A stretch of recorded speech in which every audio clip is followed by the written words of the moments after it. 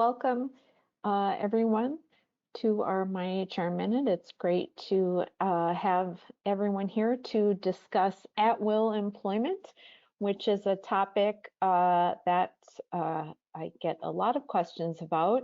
It's something that I think is kind of a little misunderstood, a little confusing. So I'm going to kind of walk through the concept as best I can, and we only have 15 minutes. So like Dan said, if questions do come up, certainly open a ticket in the Ask an Attorney portal if you are a client, or if you're not a client and you'd like more information, you can always go to myHRcounsel.com or email info@myHRcounsel.com. So at-will employment. This is at-will employment. When an employee is employed at will, both the employee and the employer have the right to terminate the employment at any time for any reason, with or without cause and with or without notice.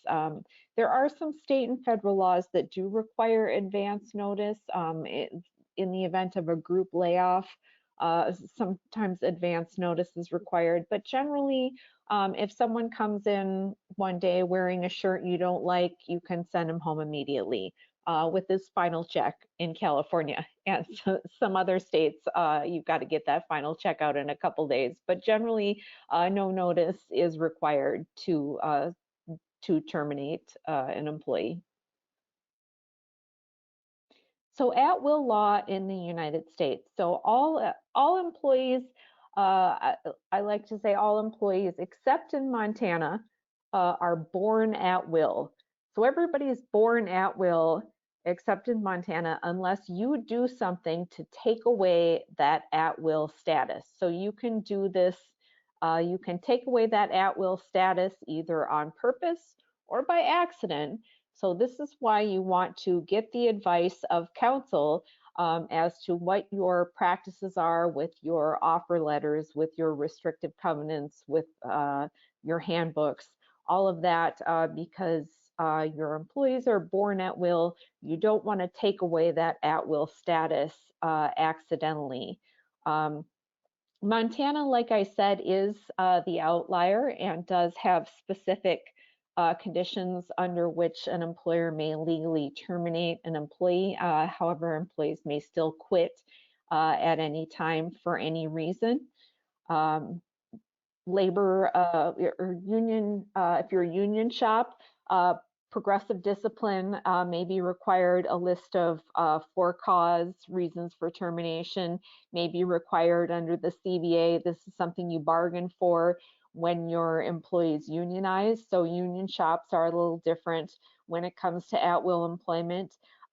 Labor-friendly states have their eye on bills like Illinois, increasing job security. Some states want to take away at-will employment to protect labor and give employees more rights to be terminated for cause and not for any reason. One thing I do want to clear up between at-will employment, sometimes I hear both employers and employees saying, well, it's a right to work state, so I can be terminated at any time. Right to work means that the state has passed a law that employees cannot be required to join a union or pay union dues as a condition of employment. So right to work has nothing to do with this. It's not the correct terminology to apply in this case. So what we're talking about is at will. Right to work has something to do with joining a union. And so it's something completely different. Just to clear that up, sometimes I hear that used in place of at will, and that's something completely different. So any reason or no reason? Well, you cannot terminate an employee based on their protected class. So that is under Title VII of the Civil Rights Act: race, sex, religion, national origin, age, disability, sexual orientation, gender identity. Your state will have a Human Rights Act or some other law that also includes protected classes. It can be anything from height and weight in some states to natural hairstyle. So all of the protected classes are going to be reasons why you cannot terminate an employee.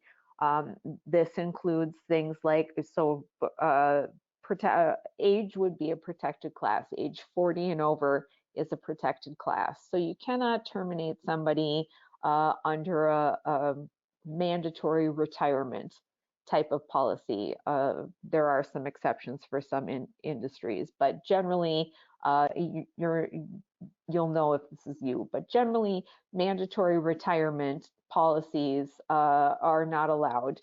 You cannot push someone into retirement or push older workers out the door to make room for fresh new employees with new skills.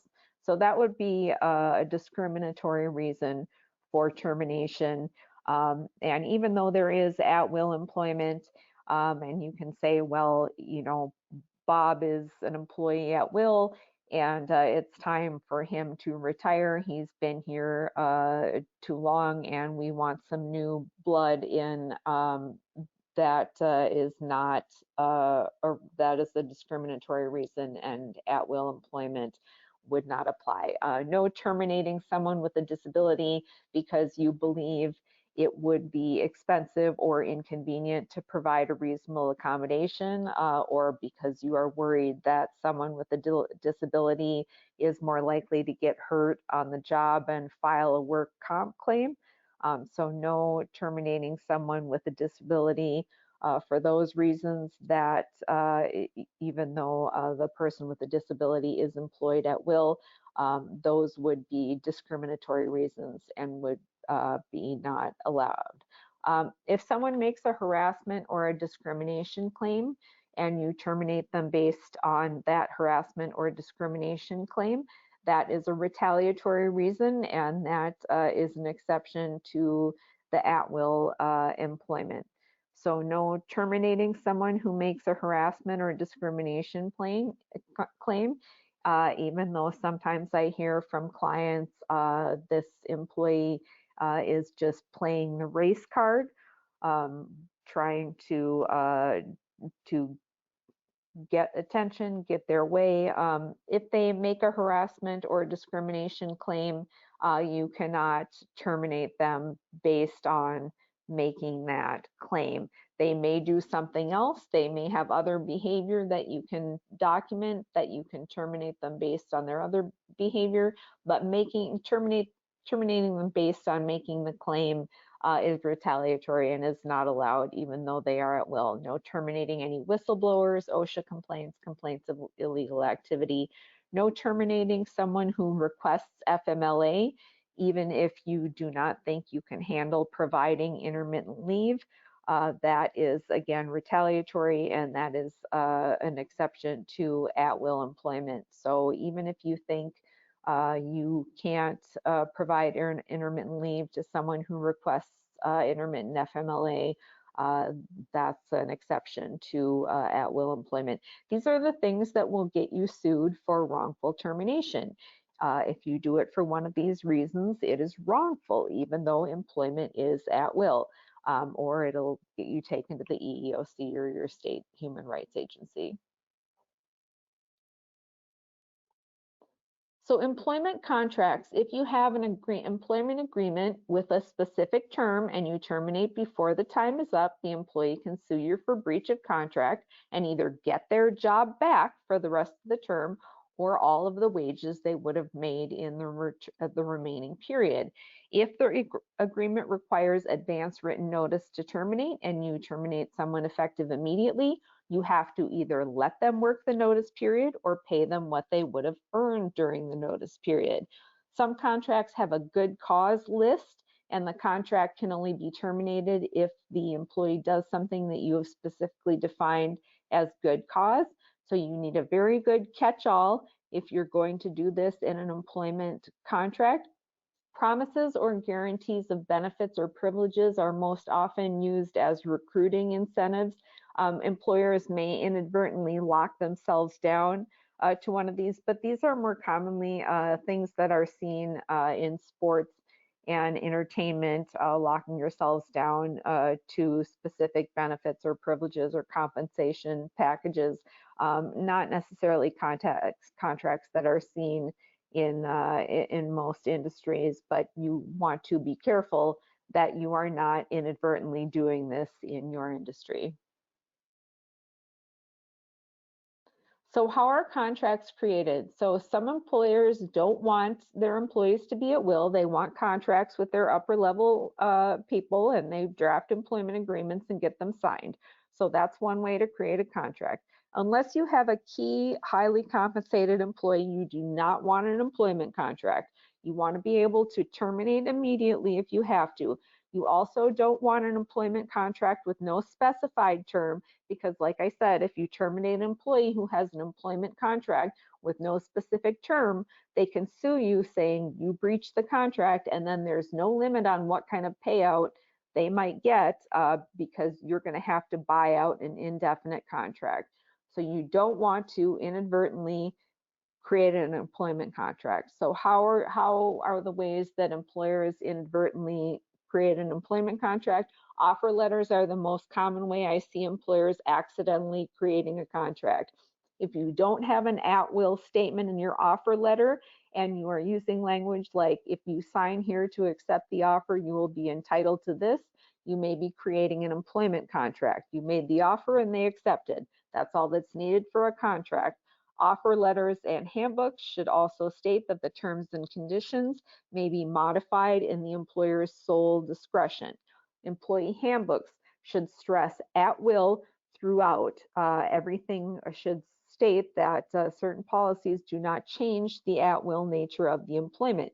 You do not want a situation where the bargain is they agree to follow the policies and procedures and you agree to employ them indefinitely, especially if you want to terminate them for something that isn't directly spelled out in the handbook. So you should stress at will in your employee handbook. Restrictive covenants, non-solicitation, non-competes are a huge pitfall. You want to add your right to terminate and add an at-will statement to every piece of paper you give an employee. Disciplinary warnings, sometimes they say no absences for 3 months or check back in 2 months and have no at-will statement. The employee could argue that you intended to guarantee him employment for that 3 months or there's 2 months straight. Otherwise, why would you have given them a specific time period? So disciplinary warnings and PIPs definitely need at-will statements. Definitely give an at-will statement on a performance review. If you're setting goals with a measurement period, you want to make sure you are not guaranteeing employment for that measuring period. Offer letters and handbooks should both state that they supersede all previous statements, written and oral. If you slipped up verbally and said something that sounds like an oral contract, you want to make sure that you're superseding that in the offer letter and the handbook. It's okay to say you may be eligible for benefit plans in the offer letter if there is that at-will statement. Generally, benefit literature is kept completely separate, so it is less risky. Employment at will and quitting. If it's at will, the employee can leave at any time. You can't hold their paychecks. You can't put in your handbook that employees are required to give 2 weeks notice. You can't make an employee sign anything guaranteeing that they will give 2 weeks notice unless you also agree to give 2 weeks notice before you terminate them. You and the employee have unequal bargaining power, and any agreement like this would be one-sided and against public policy. So maybe you want to disincentivize quitting with no notice, but you're going to have to sign that you agree to give them 2 weeks notice, and you're gambling on having to pay 2 weeks salary to someone you just caught doing something that makes you not want them back in the building. If you decide that you really want this contract because you really don't want someone to quit without giving you 2 weeks notice, and they do quit without 2 weeks notice, you're going to have to file a breach of contract suit against them, you're going to be paying a lawyer at least $7,500 to show up in court to argue that your case shouldn't be dismissed. To actually win a breach of contract suit against an employee who quits without 2 weeks notice, you're going to have to show damages, like that your gross profits decreased in the 2 weeks after the employee left, and you can link that to the employee not being there specifically. And even if you win, you're going after someone who just doesn't have a job, and you're not going to be able to collect a judgment against them. So bottom line, at will means they can quit at any time for any reason. And this is the flip side of the privilege of you being able to get rid of employees at any time for any reason. You can't guarantee that they give you 2 weeks notice. You can't have employees promise you that they will give you 2 weeks notice. This is just a cost of doing business, is that employees are going to leave when they're going to leave. So keep it in check. Yes, you can fire somebody because you don't like their face, but when their face is the only black face in your company and they haven't done anything wrong, it's going to get pricey to explain yourself, even though you do have at-will employment on your side. Document early, document often if you do need to let someone go because they're not the right fit. Have texts, emails, contemporaneous notes of conversations showing difficulty communicating. If you're going to let someone go because they swore at everyone in the office in a one-time fit of anger, get everyone's witness account and save emails, texts, notes, anything that may have predicted this. If an employee comes back with an EEOC claim or a wrongful termination suit, you want to be able to show that you think about things and that you do not just have a knee-jerk reaction to someone's protected class. Consult with counsel, let counsel run over the list of protected classes and protected activity with you, and let you know if there is something you need to try first, like offering a reasonable accommodation to comply with the law before you terminate. And so that's something that we're here to do. Open a ticket in the Ask an Attorney portal, or sign up if you are not already a client. One thing you can also do if you have an employee who seems angry, spiteful, potentially litigious, you can try offering a severance payment in exchange for a release of claims. I hear all the time, why would I reward a bad employee when I can let them go at will? Again, just getting to the courthouse steps to defend against a lawsuit is going to be at least $7,500. Get them to go quietly with 2 weeks pay and promise not to bring any claims against you. It's much cheaper and much easier when you have an employee who is all riled up and ready to go to a plaintiff's attorney's office. Severance is not required by law, even in states, even in Montana. Severance pay is not required by law if you have a collective bargaining agreement. Again, in some cases, that might not be true. You should go with your CBA. So thank you, everybody. I'm sorry we went a little over time today, but thank you all for participating in the webinar. And if you have any questions, certainly reach out to us by email or by opening a ticket. And I hope you all enjoy the rest of your day.